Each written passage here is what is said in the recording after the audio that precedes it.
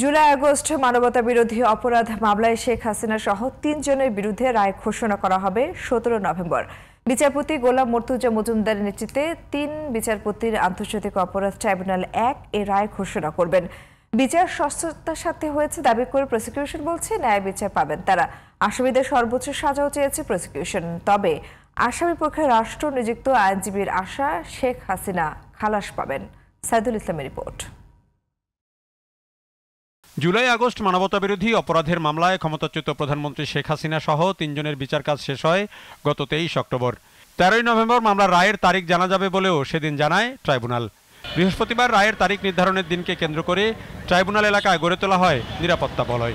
Police র্যাবের পাশাপাশি ছিল বিজিবি আর সেনা সদস্যদের সতর্ক পাহারা। দুপুর ১২টার দিকে এজলাসে তোলা হয় মামলার গ্রেপ্তারে থাকা একমাত্র আসামি ও রাজসাক্ষী চৌধুরী আব্দুল্লাহ আল মামুনকে। মাত্র ১ মিনিটের আদেশে ট্রাইব্যুনাল জানিয়ে দেন শেখ হাসিনা সহ ৩ জনের বিরুদ্ধে রায় ১৭ নভেম্বর। আসামিদের সর্বোচ্চ সাজা চায় প্রসিকিউশন। একটা দীর্ঘ যাত্রা শেষ করেছি, আমরা এখন চূড়ান্ত পর্বে উপনীত হয়েছি।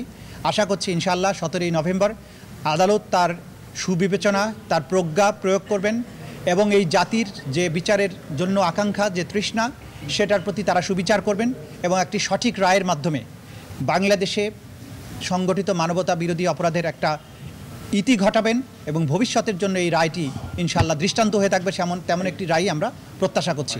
বিচার কাজ নিয়ে বিতর্ক তৈরির চেষ্টা করা হচ্ছে অভিযোগ করে প্রসিকিউশন বলছে সর্বোচ্চ স্বচ্ছতার সাথে বিচার হয়েছে। এখানে অকাট্য প্রমাণ, শক্তিশালী সাক্ষ্য প্রমাণ সবকিছু তুলে ধরা হয়েছে। জাতির সামনে এই বিচার হয়েছে, আইনজীবী নিয়োগ দেওয়া হয়েছে, দুনিয়ার সামনে ক্রিস্টাল ক্লিয়ারভাবে উপস্থাপন করা হয়েছে। সুতরাং তারা যত খুশি প্রশ্ন করতে পারেন।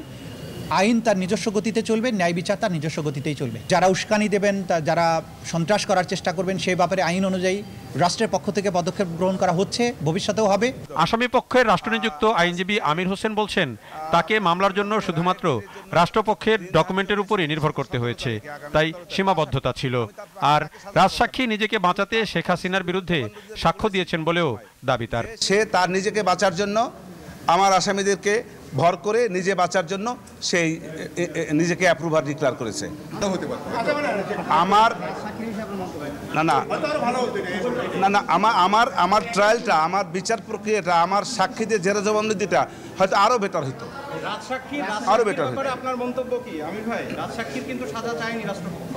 মামলায় শেখ হাসিনা সহ ৩ জনের বিরুদ্ধে রাজাকারের নাতিপুতি শব্দ ব্যবহার করে উস্কানি, প্রাণঘাতী অস্ত্র ব্যবহারের নির্দেশ ও বাস্তবায়ন, আবু সাইদ হত্যা, চানখারপুলে ৬ জনকে হত্যা এবং আশুলিয়ায় ৬ জনকে হত্যার পর লাশ পুড়িয়ে ফেলার মতো 5টি অভিযোগে বিচার হয়। সাক্ষ্য দিয়েছেন ৫৪ জন। এইটার অনেকগুলি যুক্তি আছে। Saidul Islam, GTV news, Dhaka. ধন্যবাদ সবাইকে। ধন্যবাদ।